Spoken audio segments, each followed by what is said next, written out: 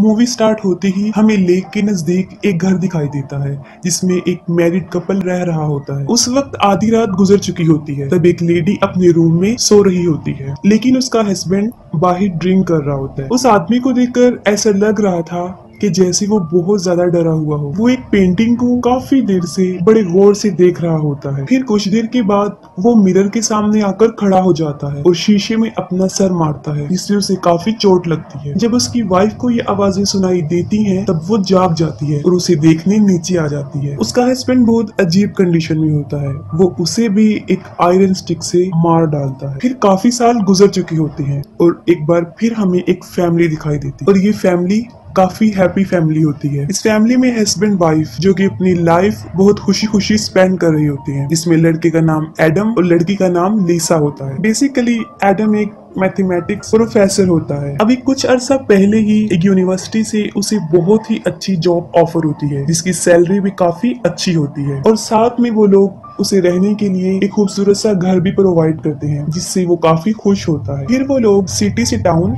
उस घर में आकर शिफ्ट हो जाते हैं। दूसरी तरफ मेलिसा प्रेग्नेंट होती है, जिसकी वजह से वो दोनों बहुत खुश होते हैं। इस बात को लेकर उन दोनों के दरमियान काफी डिस्कशन होती रहती थी कि वो बेबी बॉय होगा या फिर गर्ल। अगर बेबी बॉय हुआ तो उसका नाम एडम जूनियर रखा जाएगा और अगर बेबी गर्ल तो उसका नाम लीजा जूनियर। वो लोग अपनी लाइफ में बहुत खुश होते हैं और मजीद इस घर की वजह से। उनका घर बहुत ही खूबसूरत और काफी बड़ा होता है और वो लोग अपने बेबी के लिए उसका रूम भी चूज कर लेते हैं। और उसी दिन लीसा की बहन बिकी ने उनके लिए एक गिफ्ट भेजा होता है और उसमें एक माइस्टीरियस बॉक्स होता है। एडम उस बॉक्स को ओपन करने की काफी कोशिश करता है, लेकिन वो उससे नहीं खुलता, जिससे वो उन्हें लगता है कि शायद बिकी ने उनके साथ कोई मजाक किया हो। मगर फिर भी वो उस बॉक्स को रख लेते हैं और अगले दिन एडम अपने काम पर चला जाता है। लेकिन जाने से पहले वो लीसा को कुछ इंस्ट्रक्शन देता है कि वो अपना ख्याल रखेगी और वो वेट भी नहीं उठाएगी, खास तौर पर बेबी क्रिब, क्योंकि अभी तक उन्होंने बेबी के रूम की सेटिंग नहीं की थी। और वो ये भी कहता है कि हम दोनों मिलकर उसे सेट कर लेंगे। लेकिन जब एडम चला जाता है तब लीसा खुद को बहुत ज्यादा बिजी कर लेती है। वो बेबी रूम की काफी सेटिंग कर लेती है, इवन के बेबी क्रिब को भी, क्योंकि उसे नहीं लग रहा था कि वो क्रिब इतना हैवी है। फिर उसका जहन उस बॉक्स की तरफ जाता है जो एडम से ओपन नहीं हुआ था। और यहाँ पर एक अजीब चीज ये होती है कि लीसा से वो बॉक्स इजीली खुल जाता है और जब वो उसे ओपन करती है तो वो बिल्कुल खाली होता है। फिर वो उस बॉक्स को रख देती है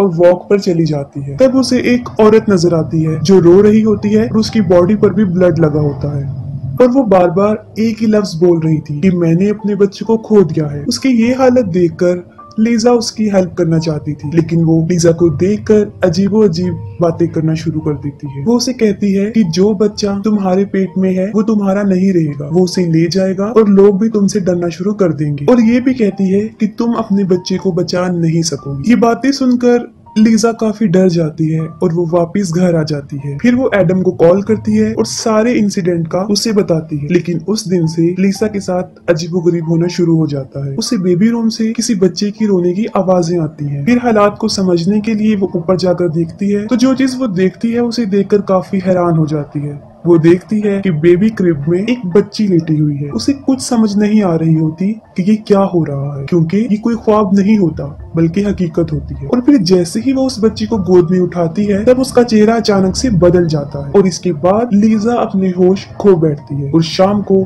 जब एडम घर वापस आता है तो वो देखता है कि लीजा काफी जख्मी हुई है और उसका काफी खून भी निकल चुका होता है। वो फौरन उसे हॉस्पिटल लेकर जाता है। फिर लीजा तो बच जाती है, लेकिन उसका मिसकैरेज हो जाता है। और इससे भी ज्यादा अफसोसनाक बात ये होती है जब डॉक्टर उसे बैड न्यूज सुनाती है कि लीसा अब कभी भी मां नहीं बन सकेगी और शायद उसका मिसकैरेज कोई हैवी चीज उठाने से हुआ है, जिससे एडम को ये लगता है कि शायद ये बेबी क्रिब की वजह से हुआ। और उसने लीसा को मना किया था, लेकिन उसने उसकी नहीं मानी। ये बात सुनकर लीसा की बहन बीकी भी उनके घर आती है और वो ये डिसाइड करती है कि वो कुछ दिन लीसा के साथ ही रहे ताकि लीसा जल्दी से अपनी नॉर्मल हालत में वापिस आ जाए। इस वाकये के बाद एडम कई मर्तबा लीसा से ये पूछने की कोशिश करता है कि ऐसा क्यों हुआ और उस दिन ऐसा क्या हुआ था, क्या उसने वाकई कोई हैवी चीज उठाई थी? जिसके जवाब में लिसा उसे सच बता देती है, वो जंगल वाला इंसिडेंट, वो स्ट्रेंज वुमेन, फिर बेबी के रूम से बच्चे के रोने की आवाजें और वहाँ पर उस छोटी बच्ची का मिलना। और जैसे ही उस बच्ची को गोद में उठाया उसे कुछ भी याद नहीं रहा, क्योंकि तब वो अपने होश खो बैठी थी। यहाँ पर एक बात तो क्लियर हो जाती है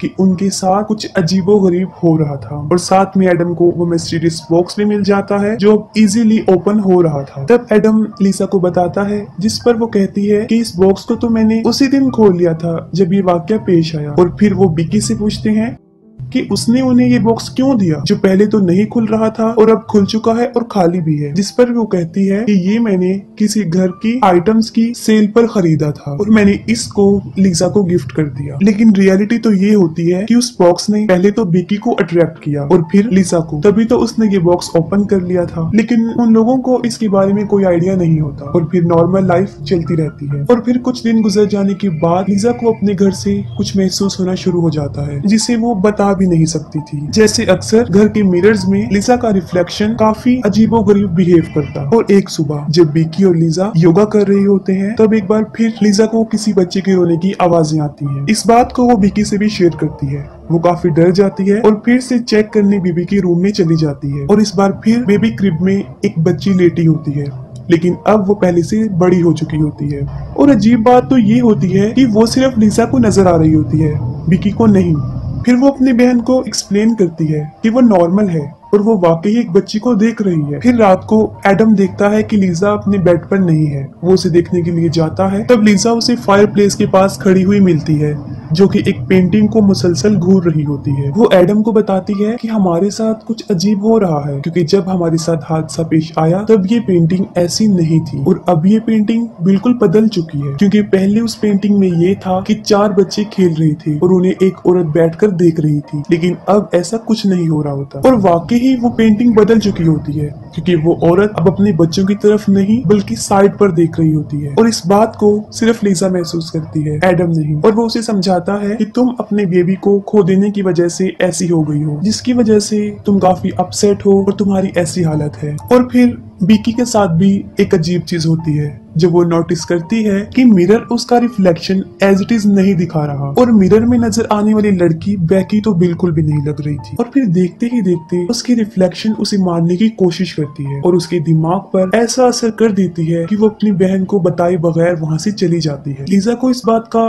बुरा तो लगता है, लेकिन ये उसके लिए कोई नई चीज नहीं थी, बल्कि ऐसे इंसिडेंट तो उसके साथ हो रहे थे। और साथ में उसे हमेशा एक छोटी बच्ची भी दिखाई देने लगी जो उसे मामा कहती थी। लिसा इन सब से तंग आ चुकी होती है। वो एडम को कहती है कि हमारे इस घर में कुछ अजीब है, जैसे कि और वो इवल पावर्स हैं। और फिर वो कहती है कि आपकी यूनिवर्सिटी में एक प्रोफेसर डॉक्टर क्लार्क हैं जो कि एक अबनॉर्मल रिसर्चर हैं। शायद वो हमारी मदद कर सकते हैं, क्योंकि लिसा काफी डरी होती है। और एडम उसकी बात मानकर डॉक्टर क्लार्क से मिल लेता है, क्योंकि एडम तो इन बातों पर बिलीव नहीं रखता था। और वो डॉक्टर क्लार्क को कहता है कि वो लिसा का शक दूर करें। और जब डॉक्टर क्लार्क उनके घर में आते हैं तो उन्हें काफी अजीब चीजें महसूस होती हैं। असल में डॉक्टर क्लार्क बचपन से ही ब्लाइंड होते हैं, लेकिन उनके पास एक एबिलिटी भी थी। वो बचपन से ही पैरानॉर्मल चीजों को महसूस कर सकते हैं। और वो लिसा को कहता है कि जो भी तुम लोगों के साथ हो रहा है उसकी वजह ये घर नहीं है बल्कि कुछ और ही है। और फिर उसे उस मिस्टीरियस बॉक्स के बारे में पता चलता है और फिर वो ये बात समझ जाते हैं कि एक अननोन इविल पावर थी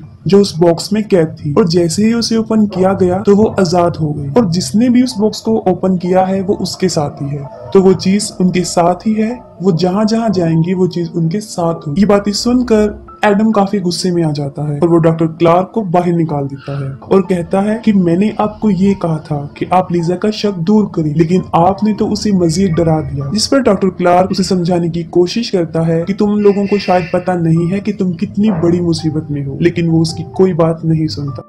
फिर उसी ही रात एडम के साथ कुछ होना शुरू हो जाता है जब उसे एक औरत और एक ओल्ड लेडी नजर आती है। वो दोनों उसे काफी डरा देती हैं और अब तो एडम को पूरा यकीन हो जाता है और वो फिर से डॉक्टर क्लार्क को अपने घर में बुला लेता है। और तब डॉक्टर क्लार्क उनकी मदद करने की कोशिश करता है। अपने इस रिसर्च से उन्हें पता चलता है कि सब कुछ जो पैरानॉर्मल एक्टिविटीज हो रही हैं वो इस घर की वजह से बिल्कुल भी नहीं है, और इस सब की होने की वजह वो बॉक्स था, क्योंकि उस बॉक्स में एक अननोन इविल एंटिटी होती है जिसका कोई वजूद तो नहीं होता, और ये काफी टाइम से इस दुनिया में रह रही थी, और इसका मकसद सिर्फ अनबॉर्न बेबी का शिकार होता है, यानी बच्चे को इस दुनिया में आने से पहले ही मार देता है। और उसकी बहुत बड़ी मिसाल लीजा थी, उसके साथ भी यही हुआ था, और लीजा के साथ कोई वाकया पेश नहीं आया होता, बल्कि उसके साथ ये सब कुछ करने वाली वो इविल एंटिटी थी। यानी हमने देखा कि एडम और विकी ने उसे खोलने की कोशिश की, लेकिन वो सिर्फ लीजा से ही ओपन हुआ। मींस ये बॉक्स सिर्फ प्रेग्नेंट औरतों से ही खुलता है। बाहर आते ही उस बच्चे को वो मार देता है, और जो बच्चे उसे नजर आते थे वो कोई और नहीं था, बल्कि वो उसकी अनबॉर्न बेबी की टाइप्स थी कि अगर वो इस दुनिया में आ जाती तो वो ऐसी हो, और वो बच्ची स्टेप बाय स्टेप बड़ी होकर ऐसी होती। जैसे लीजा को पहले छोटी सी बच्ची नजर आई थी, फिर उससे बड़ी, और फिर वो लेडी और ओल्ड लेडी, और वो बच्चे की ओल्ड वर्जन थी। और ये इविल एंटिटी ज्यादातर मिरर्स और पेंटिंग्स में होती थी, क्योंकि उसका कोई वजूद तो था नहीं कि वो दुनिया में रहती, और ये पावर लोगों के दिमाग को अपने कंट्रोल में करके उन्हें अजीबोगरीब चीजें दिखाती थी, और ऐसा उन तीनों के साथ कई दफा हो चुका था। और इस एंटिटी को मारा तो नहीं जा सकता, सिर्फ कैद किया जा सकता है, और इसे कैद करने के लिए सेक्रीफाइस करना पड़ता है। इसका मतलब ये था कि अगर उस औरत को मारा जाए तो वो एंटिटी कैद हो जाए, और यही वजह थी जब पहली फैमिली में आदमी ने अपनी बीवी को मार दिया, और उनके ही घर के सामान में लीजा को वो बॉक्स विकी ने दिया था, वहाँ से मिला था। और जंगल में नजर आने वाली औरत उस मरी हुई औरत की सोल थी, जो उस एंटिटी के साथ उस बॉक्स में कैद। लेकिन एडम लीजा को मारना नहीं चाहता था। एडम बहुत कोशिश करता है कि वो लीजा को इस मुसीबत से बचा ले, लेकिन